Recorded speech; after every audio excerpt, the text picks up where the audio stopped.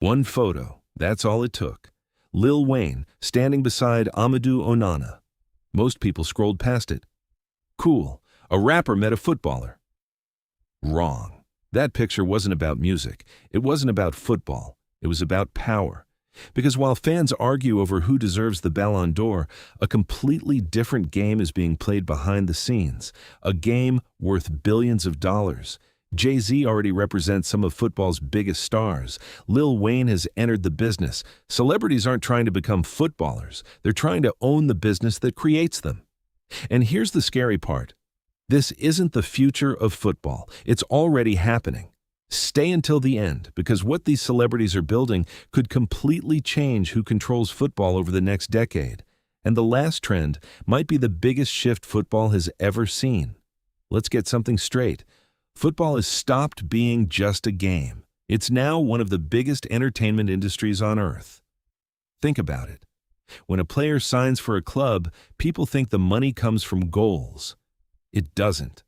Goals are just the advertisement. The real business happens away from the pitch. Television rights, streaming, merchandise, social media, video games, luxury fashion, energy drinks, documentaries, sports betting, sponsorships. Even a player's haircut can become a marketing campaign. A world-class footballer today isn't just an athlete. He's a walking media company. And if someone controls that company, they control millions, sometimes billions. But if football's now an entertainment business, who understands entertainment better than musicians?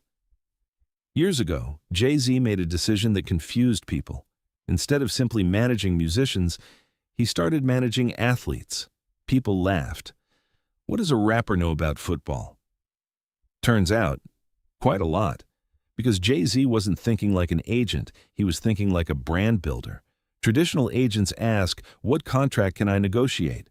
Jay-Z asks, how do I turn this athlete into a global icon?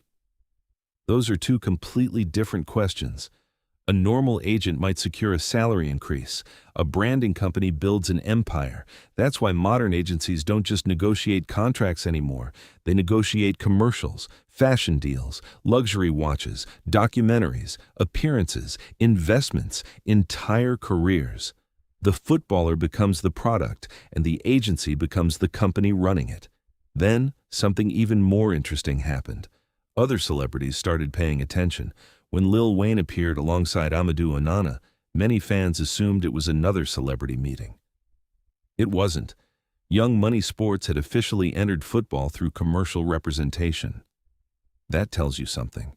These celebrities aren't chasing football because they suddenly fell in love with tactics. They're chasing football because they understand attention. Football has the world's biggest audience. Music has the world's biggest culture. Put them together, and you don't just get a football player, you get a global brand. Imagine this. Instead of a player appearing only in sports adverts, now he's appearing in music videos, luxury fashion campaigns, major podcasts, film projects, lifestyle brands. Suddenly, his value doubles without scoring another goal. That's genius. Forget the stereotype. The old football agent wore a suit, made phone calls, negotiated contracts, collected commissions. The new football agency looks completely different. It has photographers, content creators, AI analysts, lawyers, investment advisors, PR specialists, social media teams, brand strategists, film producers, marketing executives. In other words, they're building corporations around footballers. And here's where things become fascinating. The player's salary may eventually become the smallest part of his wealth. Think about some of the biggest athletes in the world. Many make more from endorsements than from actually playing. Football's moving in exactly the same direction. The pitch is becoming marketing. Everything else is business. But here's the twist nobody talks about.